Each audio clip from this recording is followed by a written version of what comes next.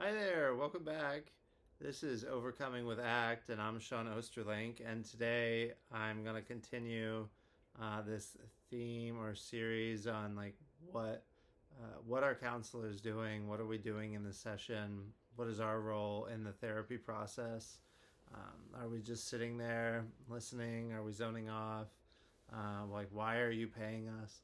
Um, and so, in the previous episode, I was talking about the therapeutic alliance and how we need to be mindful of that. And in today's episode, I'm going to talk about some different little therapy skills that we use that are like communication skill things. There's actually things that I might overtly teach people, such as in couples therapy, to practice as well, because they're just good communication skills. And some of these things are going to be things that are just core. Well, you would recognize them as being just core features of therapy. So, or maybe stereotypes about therapy. And so the first one is reflective listening, and I've already made a separate video talking about that, and I think that was in a couples therapy context. But as a therapist, I'm functioning. I think of therapy as sort of me being this human mirror by which you, the client, are getting to experience hearing your own thoughts back to you, hearing your own emotions back to you, getting to experience yourself coming back at you, being reflected by another person, by me, the therapist. And so, whatever you're sharing content wise, I'm generally going to be sharing back what I hear you saying. As I'm doing that, I'm trying to avoid, me, the therapist, I'm trying to avoid making that too repetitive or mundane. I don't want to use the same phrases of like, I hear you saying that. That may be how you practice starting to learn reflective listening if you're in maybe a couple or dealing with a relationship thing and working on communication skills. But really, I will present it more of just a statement. I'm just sharing back what the person is saying and talking about. Reflective listening can be used to hone in on particular topics. So, as therapists, we may choose to reflect back certain things that seem like important things to explore and dig in more as a way of getting curious or having the client hone more into a certain area like that. And we're reflecting emotional content as well. So, what are you feeling? So, what are we hearing being expressed in whatever is being shared? And the purpose of all that is to that as content, as thoughts, or as emotions are being shared with us, we're handing that back. And so for you, the client, that gets to deepen that exploration process. You hear your own words back, you hear your thoughts back, or maybe you hear something in it that you didn't catch or weren't maybe thinking about, or something I didn't notice, and you can go into that more. Maybe it stands out to you more once you hear it back to you, or maybe there's an emotion being reflected back by the therapist that really resonates with you hearing that. Maybe you didn't recognize the emotion, and then I, as a therapist, I identify that and reflect it back, and now you go, oh yeah, you know what, that is what I'm feeling, and then you can go more into that. So it's just these skills further the journey of exploration in whatever topic we're needing to dig into. Some of the other things are like clarifying questions. That would probably be considered a form of Socratic question, but just getting more detail, more clarity at what we're talking about or figuring out. So we're taking maybe something that's vague and getting more specific with it. Maybe if we're talking about trigger situations, we're going from vague and general to really specific and nuanced. If we're processing some sort of event that happened, we're going from general to more specific in order to really unpack what are those thoughts, what are those emotions, what happened during that event, and so just processing in that way.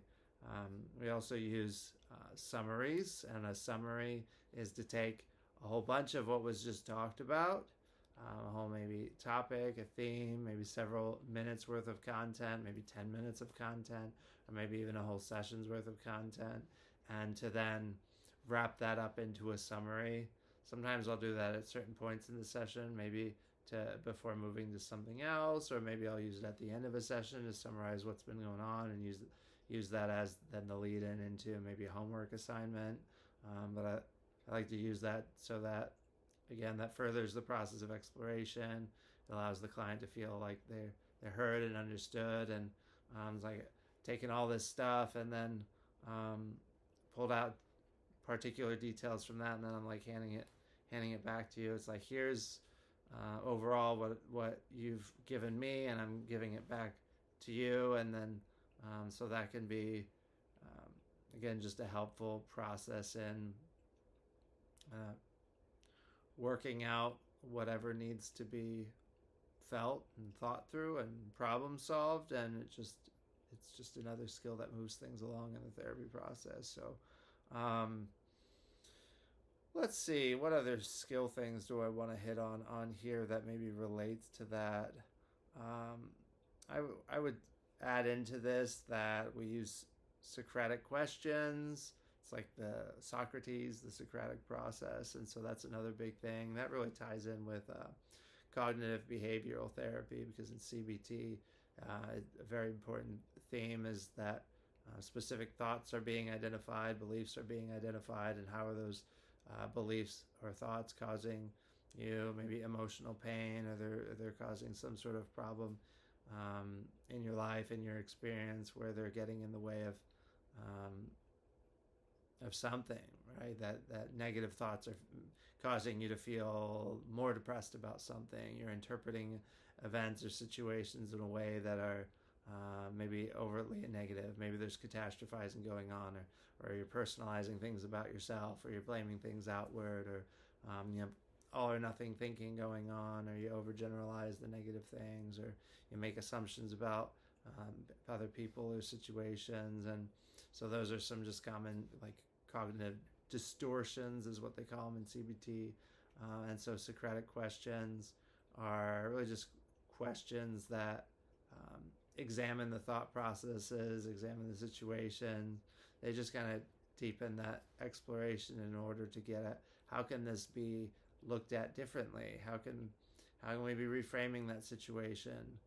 Does it have to be looked at in that way? Is there other pieces of evidence that can be pulled into this that need to be taken into account? Are there other angles to view something by, rather than looking at it from only one angle? And so often, and I might make a separate video for this, but often when I'm working with clients, that I'm holding up both sides of some sort of issue. I think that might be considered like a dialectic approach, but there's, when working with couples, for instance, you're working with each person may have a perspective on a situation, and so holding up both of those and examining them, or with dealing with maybe family situations, each person's going to have their own perspective, and each person's perspective matters, and at the same time there may be factual things that need to be pulled out from that, and some sort of understanding arrived at. So that Socratic process is, I think, something that happens generally in talk therapy, but it's definitely something in CBT and cognitive behavioral therapy that is fundamental to working on changing those thought responses and those beliefs that aren't maybe working so well anymore, that are undermining your growth in some way. So I think that's all I'll talk about in this video, and I don't have this quite ordered maybe in the best way on my iPad here, so I'll have to think about where I want to go with the next part of this series. But thank you for your time. I'm gonna be probably releasing another video too about just what we're doing as therapists, and there is more going on in the room than just what maybe feels like a conversation, or depending on the therapy, might feel like you're unloading on someone for an hour, and there's just different kinds of therapists out there and different kinds of therapy. So anyway, for lest I ramble on, thank you for joining me today. And if you like this kind of content, please like and subscribe. I'll see you next time.